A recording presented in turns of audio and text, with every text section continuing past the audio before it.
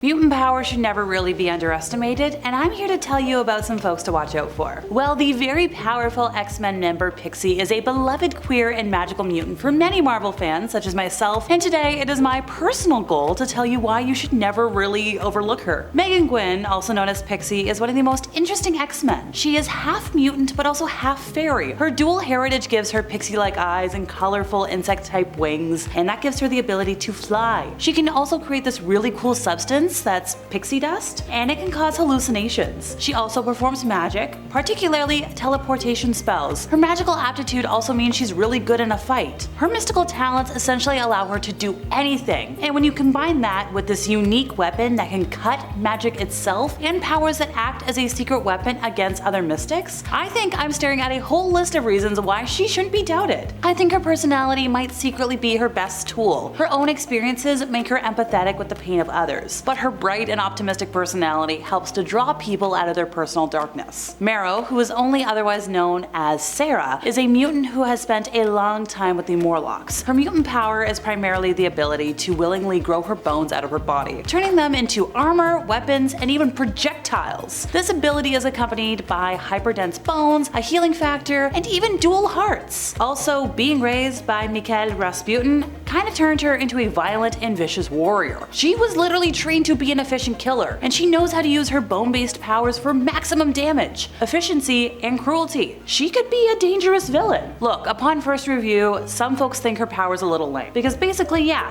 okay, great, she can grow her skeleton super fast. Like, yeah, she can take a bone spur out of her leg, throw it at people, make some little knuckle guards, but like, when you really think about it, her power is so hardcore.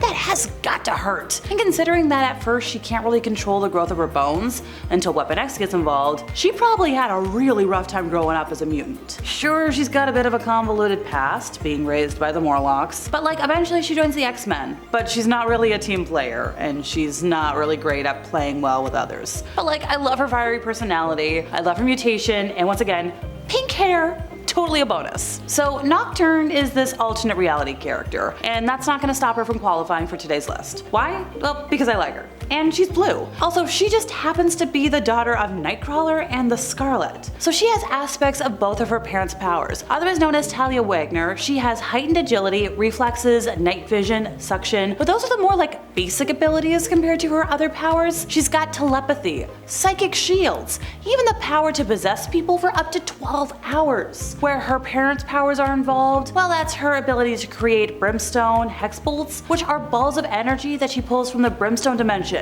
You know, the dimension where Nightcrawler teleports. There's a bit of a tangled storyline with Penance, but the basics are this. Penance is actually a hollow body with sisters trapped inside. She's made of redstone and is incredibly powerful. She can't really understand language, can barely speak, and she's the result of some crazy dimensional mutation, and has housed a rotation of 3 sisters, sometimes 1, sometimes 2, depending on when you're reading. And here's a wonderful example of why Penance is someone that we should definitely not underestimate. So when she first appears at the Academy, they put her into the infirmary, obviously. And when she tries to escape, she rips the entire place apart. So like, you go girl. Look, big supporter of women's rights and wrongs over here. So Cannibal can go really fast. Like, jet engine plane fast, with a force field. And yeah, well that's cool. Awesome powers are not the main qualifier towards being ranked today. He's a very well written and unique character, offering a lot of like fun stuff to the team. Hailing from a rural town in the south, he's a bit of a redneck, but he comes from a huge family where a lot of his siblings are also mutants. He's incredibly polite,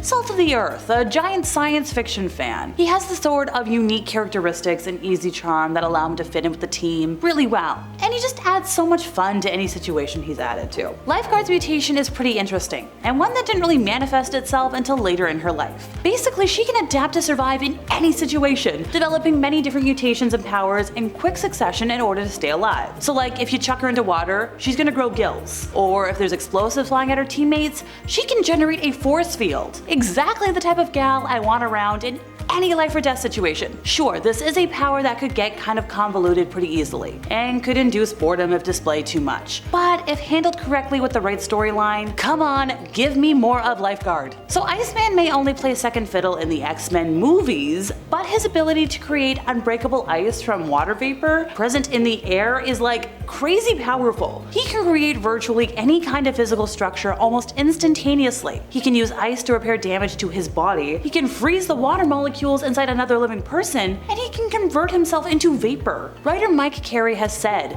Iceman is in an elite class of Omega level mutants, given how he can literally influence the ecosystem of the entire world. Now, while he's always had, a relatively large presence in the comics, thanks to his status as a founding member of the team, it almost seemed like we kind of forgot about him in the Ultimate Marvel universe. Sure, he's there, but he maintained this ambivalence that, while it made him the relatable character on the team, I just kind of felt like they made his stunning showings of raw power feel understated. Like, his potential needed to be tapped at some point, but then it felt like he was kind of forgotten. Much like his powers, Ultimate Iceman's potential as a character was consistently hinted at without ever being fully fleshed out. Havoc, otherwise known as Alexander Summers, is the younger brother of Cyclops, but I think he should be the one getting all the big time attention. He can absorb and store cosmic energy in his body, which he can then emit as a destructive plasma blast. However, he can't freely control the path of the attack unless wearing a containment suit designed for him specifically. With his power, Havoc is practically immune to heat and radiation, and can even attain flight by directing his energy emanation properly. Although considered to be at par or even more powerful than Cyclops, he's never had the kind of popularity that Buddy with the laser eyes has. Darwin is a character we've already seen get some big screen love. We saw him in X-Men First Class back in 2011 as part of the mutants that were recruited by a young Charles Xavier to go against the Hellfire Club. Darwin's power is instantaneous adaptation, which allows him to adapt to any kind of environment, any situation, any attack, which makes him one of the most durable mutants out there, with the capability of overcoming all kinds of hardships he comes across. But on screen, he was kind of a quick fatality. I don't know, but I think his power was meant to counter something like that. We all know and love Wolverine, the big guy with the crazy claws. He's kind of been like the big mascot for the X-Men franchise. But you gotta look at his son, Decken. Decken is Wolverine's son with his deceased Japanese wife, Itsu, who was killed with Decken still in her womb, who survived all of this because of his regenerative capabilities. He kinda grew up to hate and blame Wolverine for everything, and started as his antagonist before coming around. His powers are pretty similar to his dad. The crazy retractable claws, the regenerative powers, the senses. But one thing that sets him apart is his ability to control the pheromones of others, so he can manipulate the emotions and the thought processes of everybody. So cool! Well, that's all for today, folks. I've been Alexa. See ya! Already debuted on screen. We've talked about him a bit. Darwin is somebody we've already seen on the big screen. It was great. He was part of the Mutants recruit. Christ, my cut.